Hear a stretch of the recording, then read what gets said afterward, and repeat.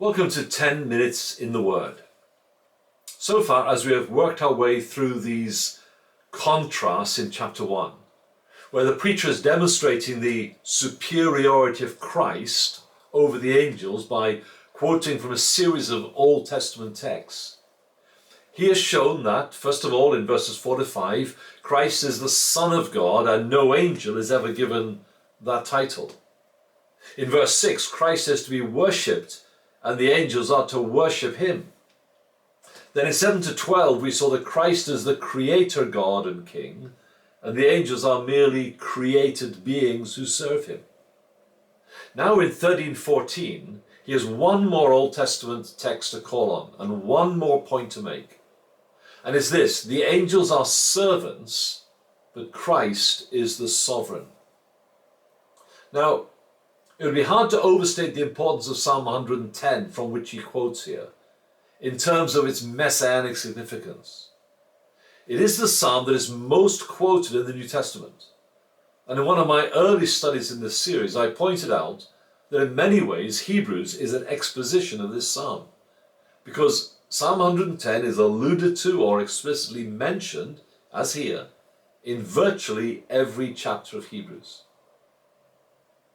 So the preacher to the Hebrews quotes the first verse of the psalm: "Sit at my right hand until I make your enemies a footstool for your feet." And he asks, to which of the angels has God ever said that? Now, once again, this verse, in its context of Psalm 110, brings us face to face with the mystery of the Trinity. Because David, the author of the psalm, is actually quoting a conversation between God the Father, the Lord, that is Yahweh with Lord all in capital letters, and God the Son, David's Lord, with Lord in lowercase but a capital L, a translation of Adonai. The Lord said to my Lord. And the content of this divine conversation is God seating Christ at his right hand, as we saw back in verse 3, until such time as all his enemies are defeated and destroyed. Now, of course, it's stating the obvious that such a thing has never and could never be said of any of the angels, because they are created beings, as we saw back in verse 7. And they exist to serve, and to serve not just the sovereign, we learn now, but the sovereign's people. There was, I believe, in the days in which these Hebrew believers lived, a popular belief that angels somehow ruled the nations of the world, giving them a dignity and a status contrary to any biblical teaching. Now, while not for a moment disrespecting or disparaging the angels, the preacher of the Hebrews is keen to ensure that in the minds and hearts of his listeners, they are, as it were, kept in their place, servants of the sovereign and his people. Now, we'll come back to that last thought because it is truly remarkable and precious. But let's just tie these four contrasts together for a moment. See, no angel has ever been given the privilege of divine sonship or addressed as God's Son. The Son is from eternity past and will endure through eternity future, whereas the angels were created by God and for God. They are not eternal, whereas Christ the Son is. And so, being eternal, he is God and they are not. Christ the Son occupies the throne of heaven, having been anointed and enthroned as a reward for his obedience unto death, even death on a cross. No angel has ever or will ever sit on the throne of heaven. And the one who desired and perhaps even attempted to at the beginning of time, that angel was cast out and judged. The Son sits on the throne and the angels serve before the throne.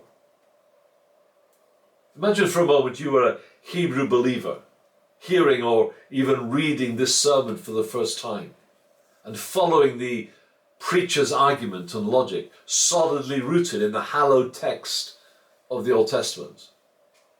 Would you now have to quickly agree with him that Christ is indeed in every way superior to the angels?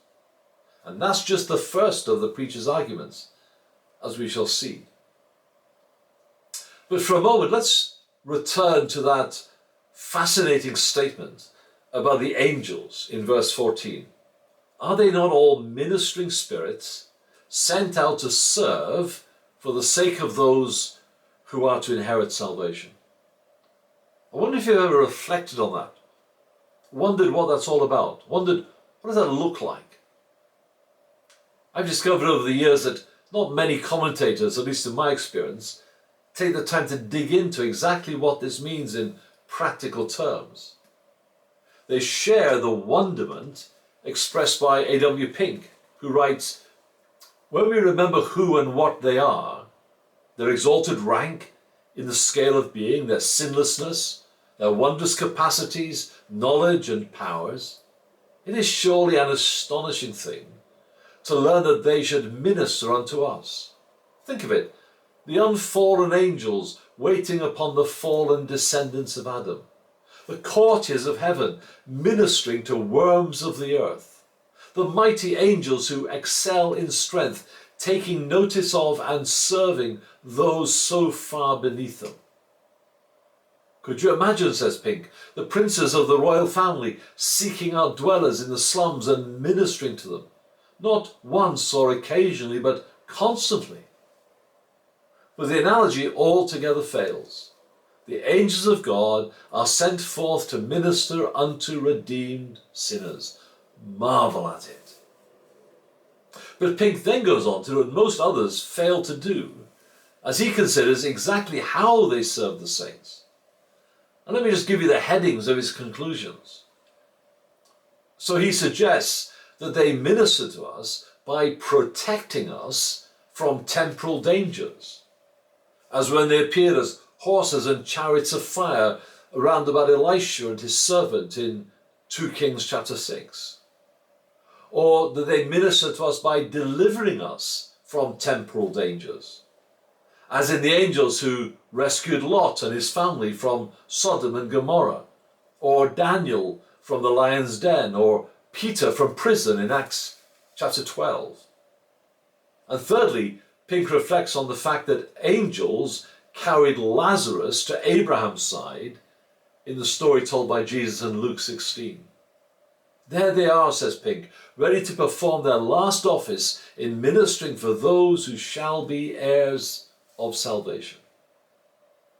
I think that these are concepts that we as believers rarely give our minds to, but I've no doubt it would profit us greatly if we did so. But as we close this study and prepare for the next part of this first section in the preacher's sermon, we really ought to, albeit briefly, just ask ourselves, why is this subject of the angels so important? Now, I've touched briefly on it beforehand, but I want to mention it again and just develop it a little bit by way of preparing our way for the next part of the sermon. There was indeed, as I've said previously, a great fascination with and reverence for angelic beings by the Jews. And there seems to have been times when that even tipped over into a form of angel worship, as Paul seems to suggest when he writes to Colossians. But that is not, I don't think, what is uppermost in our preacher's mind at this point. You see, we won't really understand the basis of what he's going to say, especially in the next few verses, if we don't see the background here. The preacher is playing on the very high respect that his first generation of listeners and readers had for angels, particularly as intermediaries and messengers of God. In fact, as the channel through which God gave his law to his people. In Acts 7, when Stephen gave his testimony to the Sanhedrin, his closing words were these, quote, "You who have received the law as delivered by angels and did not keep it." And that was the final straw for his hearers, who took him out and stoned him to death.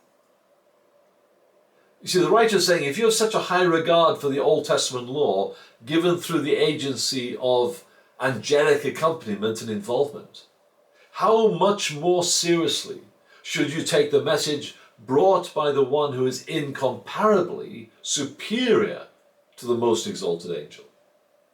He's not saying that they shouldn't hold the angels in high regard. Rather, that they should hold the Son in infinitely higher regard, because he is infinitely superior to them.